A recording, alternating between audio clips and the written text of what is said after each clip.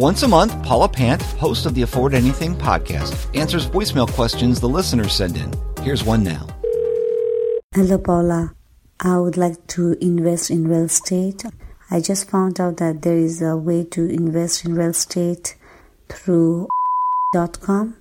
I would like to know, what do you think about it, where I don't have to deal with the tenant. It's just I'm investing in real estate, but I don't have to go through all the tensions. So please let me know. Okay, so at the high level here, this is what I'm hearing from your question, is you're interested in investing in real estate, but you don't want to go through the work of starting up as a real estate property investor.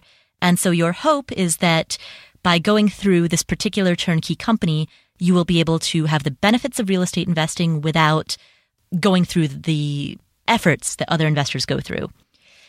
That is at the high level, at the 30,000 foot level. That's the question that I'm hearing you ask.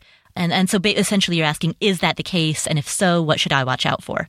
So here are a couple of thoughts about turnkey investing broadly. A lot of people are drawn to turnkey investing because of the perception that it offers a shortcut, that it is easy money. However, you as the investor are responsible for all of the due diligence.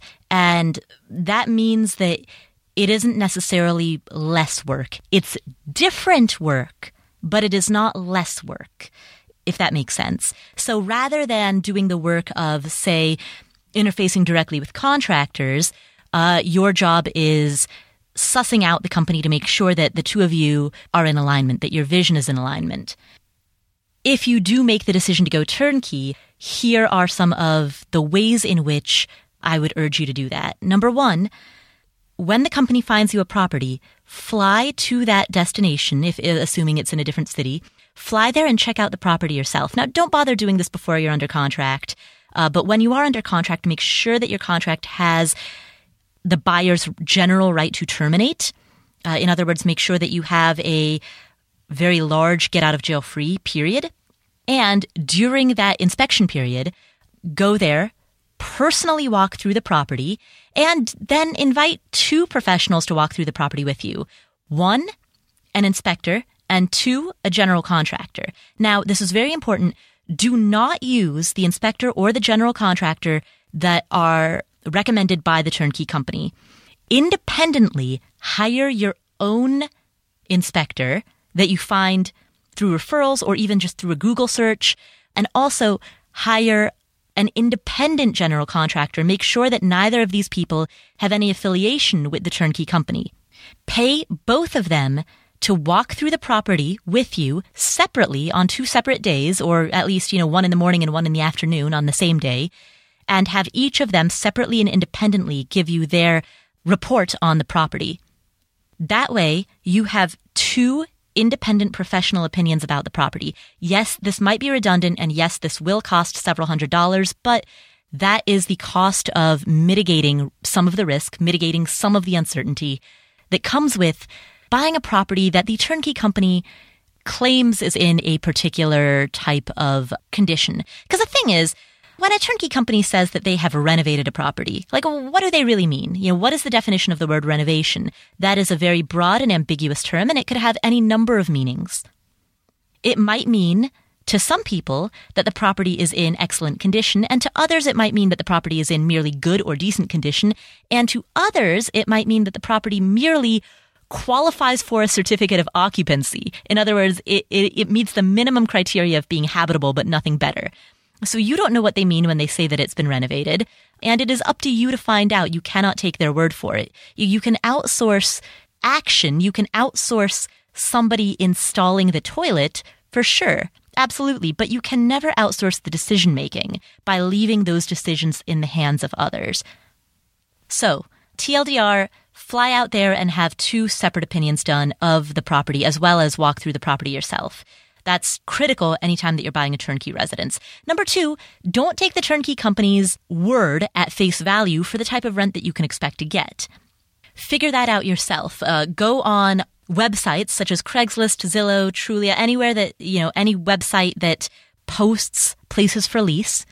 Look at those places from the point of view of a tenant. So, for example, if the property is 3-bed, 2-bath, single-family home in the 12345 zip code, then what you should do is put yourself in the mindset of a tenant who wants to rent a 3-bed, 2-bath in that particular zip code, and then search the internet for all available properties that meet that criteria.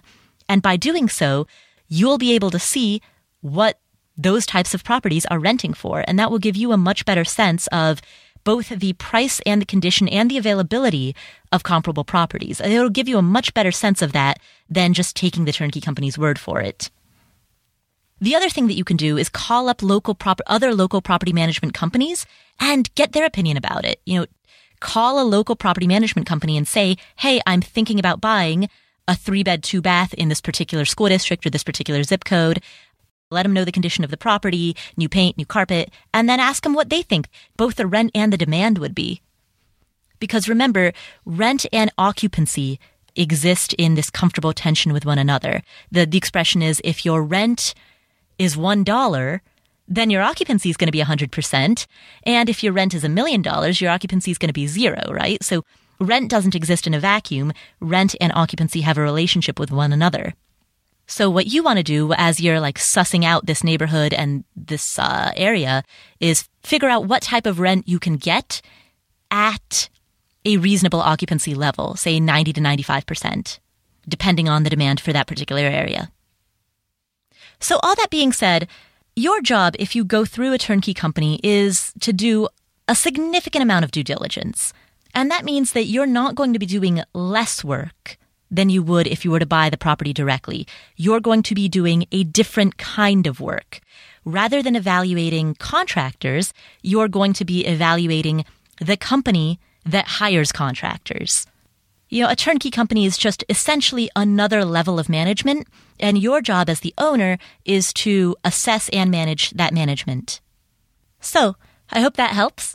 And you know what? The other comment that I would say is, the question that I would ask you is, why are you interested in rental property investing? Because if your goal is purely to invest, you could always go into index funds. You don't need to have rental properties in your portfolio. This is purely optional. The benefit to rental properties are, in my opinion, they're twofold. Number one is that rental properties are a little bit of a hybrid between having a business versus having an investment, meaning that you have, as a rental property owner, you have judgment and discretion over how that is managed, and therefore your decisions can directly affect the bottom line in a way that they can't if you're investing in a broad market index fund. And so when your judgment is able to positively or negatively affect the bottom line, that's, I think, great for you because you have a greater degree of control. A rental property is more within your locus of control. And that is, to me, one of the two benefits of rental investing over index fund investing. And I love index funds also, but that's one of the reasons that I am so drawn to rentals. The other reason, quite frankly, is because the value of an asset comes in two forms. One is capital gains or capital appreciation, and the other is a dividend or an income stream that comes from that asset. Now, in an index fund, the gain that you will receive is primarily capital appreciation, and the dividend will be maybe 1 or 2 or 3%. That dividend will be typically in an index fund much smaller than the capital appreciation that you would expect. In a rental property, the situation is reversed. In a rental property, you're really buying for the dividend, you're buying for the income stream, and capital appreciation, if it exists, is icing on the cake and nothing more. That's why I always tell people to assume that the value of your rental property will merely keep pace with inflation, nothing else. And if it happens to do better, that's awesome, that's icing on the cake, but it's not why you bought the property. Because in my view, appreciation is speculation, particularly when it comes to housing. So, zooming out a little bit, the question in terms of should I invest in rental properties or not really boils down to, number one, are you more interested in assets that produce an income stream, or are you more interested in assets that have a greater probability of capital appreciation? That's question one. And if your answer is income stream, then awesome, rental properties might be good for you. But if you are more into capital appreciation, or if you just generally want returns and you don't care which of the two forms that they come in, well, index funds are easier. Question number two is, do you want a greater degree of control over your end investment or not. If you do, rental properties are awesome.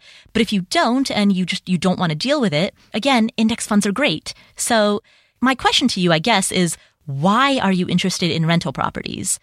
Yeah, I want to make sure that you're going into this for the right reasons. And that's something that only you can answer. So hopefully that gives you some food for thought. And thanks for asking that question. Hey, did you enjoy this excerpt from the Afford Anything podcast? Then be sure to subscribe to Paula's YouTube channel. Not only is every podcast episode and Ask Paula question released here on YouTube, other creative deep thought videos are created just for you. Remember, you can watch anything, just not everything. Fill your YouTube viewing time with more videos to make you think and grow so you can afford anything. Go ahead, hit that little red subscribe button. We'll take care of the rest.